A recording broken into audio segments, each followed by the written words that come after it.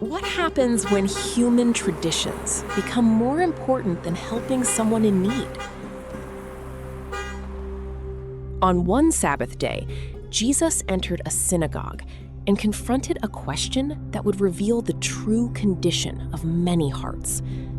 Before the day was over, a disabled man would be healed, a crowd would be amazed, and religious leaders would begin plotting against the Son of God. The ministry of Jesus was spreading throughout the land.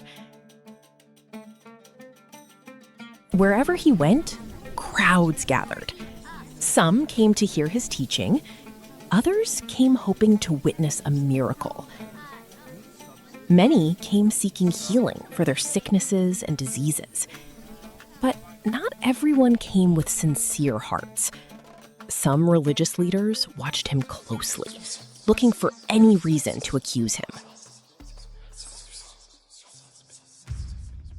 One Sabbath, Jesus entered a synagogue to teach. The synagogue was filled with worshipers.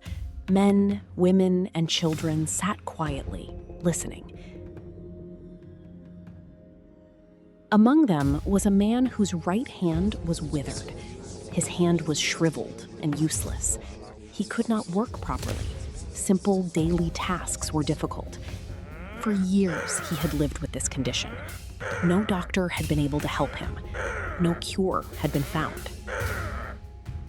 That morning, he entered the synagogue like he always did, never imagining that his life was about to change forever.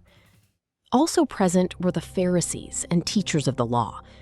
These religious leaders had heard about the miracles of Jesus.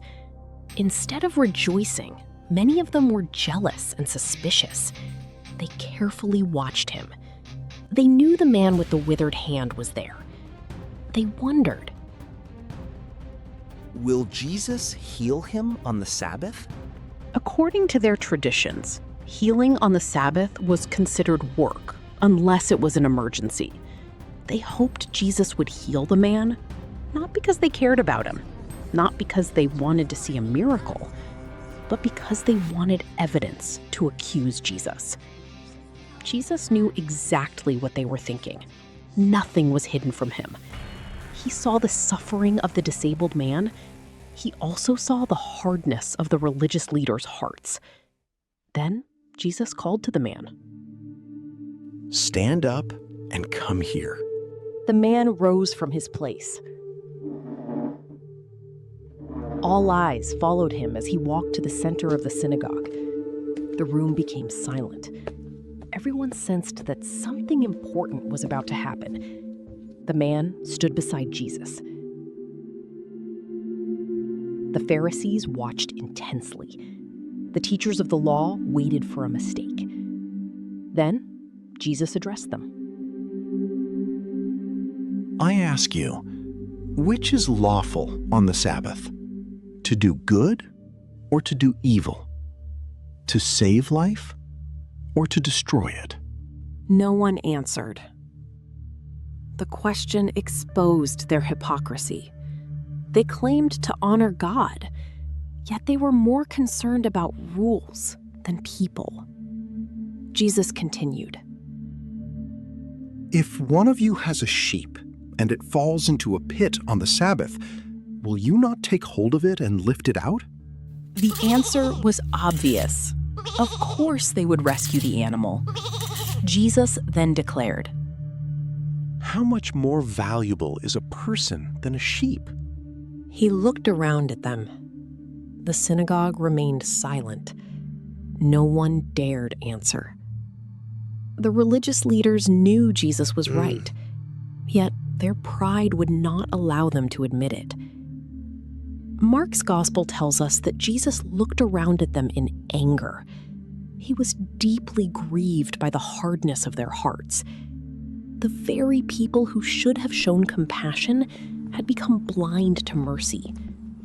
They were willing to let a man continue suffering rather than celebrate God's goodness. Then Jesus turned toward the man. The moment had come. The man stood waiting. Perhaps he felt nervous. perhaps he wondered what Jesus would do. Then Jesus spoke a simple command. Stretch out your hand. It seemed impossible. The hand was withered. For years, it had been weak and useless. Yet, the man chose to obey. He began to stretch it out.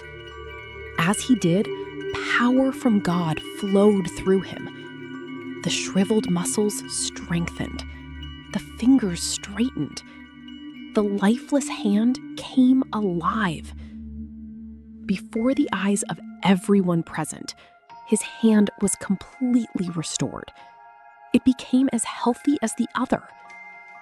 The miracle was undeniable. The man stared at his healed hand in amazement. He opened and closed his fingers.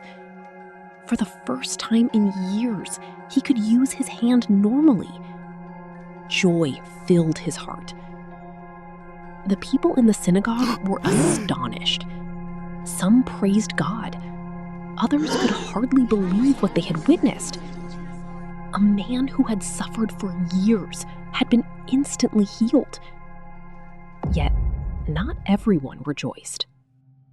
Instead of celebrating the miracle, the Pharisees became furious. Their hatred for Jesus grew even stronger. Luke records that they were filled with rage. The evidence of God's power stood before them. The healed man was proof.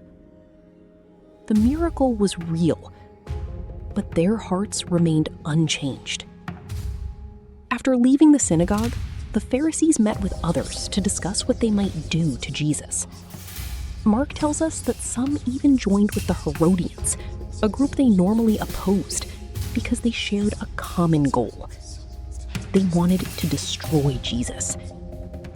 The very act of compassion that brought healing to one man became another reason for his enemies to reject him. Yet Jesus had demonstrated an eternal truth. God's laws were never meant to prevent mercy. The Sabbath was created as a blessing, not a burden. Human need mattered. Compassion mattered. Love mattered. And on that Sabbath day, the power and mercy of God triumphed over legalism. One man walked into the synagogue with a withered hand. He walked out completely restored. God values mercy over empty religious traditions. True obedience is not merely following rules, it is loving God and caring for people. Jesus showed that compassion should never be delayed when someone is in need. May God soften our hearts so that we show kindness, mercy, and compassion to others. May we trust Jesus enough to obey his voice, even when the situation seems impossible, knowing that he still has the power to restore what is broken. Thank you for joining this journey through God's Word. May the lessons from this miracle encourage your faith and remind you of the love and compassion of Jesus Christ. If this story blessed you, continue exploring the life and teachings of Jesus. Share this message with family and friends. And remember, no condition is beyond the healing power of God. Trust him, follow him, and allow his mercy to transform your life.